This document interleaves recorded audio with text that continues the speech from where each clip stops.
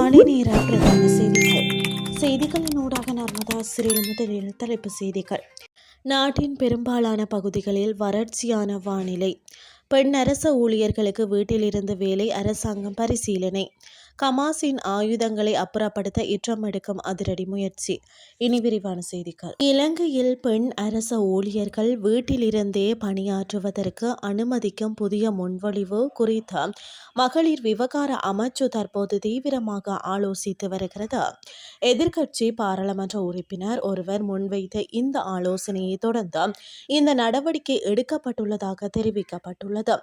இது குறித்து கருத்து தெரிவித்த மகளிர் விவகார பிரதி அமைச்சர் நாமல் சுதர்சன இந்த யோசனையை திறமையான மற்றும் மிகவும் அவசியமான ஒன்று என்று குறிப்பிட்டுள்ளார்.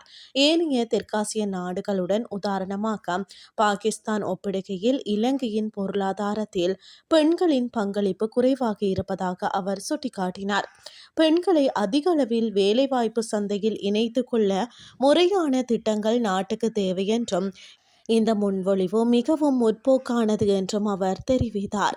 இது குறித்து அமைச்சரவை மட்டத்தில் விரிவான கலந்துரையாடல்கள் நடத்தப்பட்ட பின்னரே இறுதி முடிவு எடுக்கப்படும் என அவர் மேலும் கூறினார்.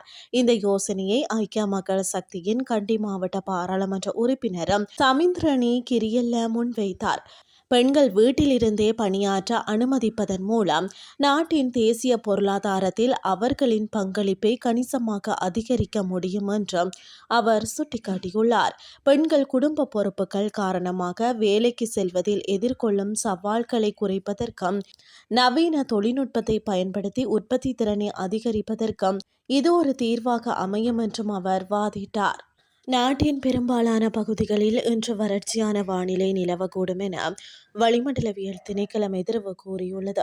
அதிகாலை நேரங்களில் நுவரேலியா மாவட்டத்தில் சில இடங்களில் தரைப்பனி ஏற்படுவதற்கான சாத்தியக்கூறுகள் காணப்படுவதாகவும் திணைக்களம் எச்சரித்துள்ளது.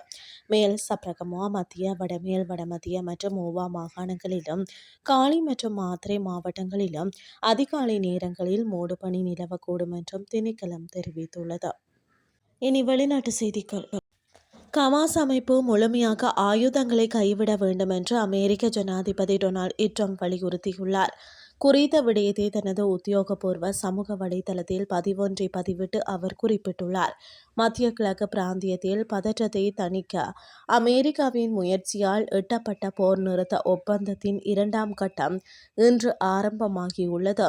இந்த நிலையில் கமாஸ் அமைப்பு தனது வசம் உள்ள அனைத்து ஆயுதங்களையும் ஒப்படைக்க வேண்டும் என, பிணை கைதிகளின் உடல்களை உடனடியாக திரும்ப தர வேண்டும் எனவும் ட்ரம்ப் தெரிவித்துள்ளார்.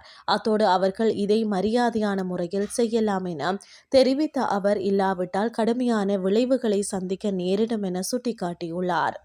எகிப்து, துருக்கி மற்றும் கத்தார் ஆகிய நாடுகளின் ஒத்துழைப்புடன் கமாஸின் சுரங்கப்பாதைகளை தகர்த்தவும் கனரக ஆயுதங்களை அப்புறப்படுத்தவும் அமெரிக்கா திட்டமிட்டுள்ளதாக அவர் குறிப்பிட்டுள்ளார்.